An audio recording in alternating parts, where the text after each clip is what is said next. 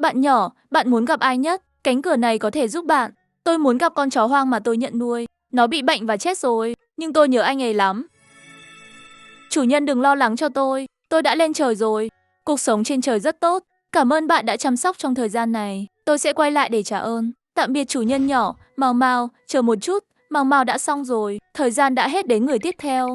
Người bạn muốn gặp nhất là ai? Tôi muốn gặp bố tôi. Cha tôi đã chết trong một nhiệm vụ. Tôi và mẹ đều rất nhớ anh ấy. Bố của Mi giờ cũng rất nhớ các bạn. Con nhất định phải nghe lời mẹ. Ta sẽ bảo vệ các ngươi ở một thế giới khác. Tạm biệt con yêu. Được rồi, tiếp theo. Còn anh thì sao? Anh muốn gặp ai nhất? Tôi cũng muốn gặp bố tôi.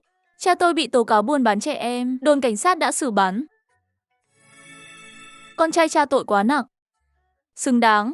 Con không được học theo bố. Hãy là một người công bằng. Tạm biệt con trai tôi.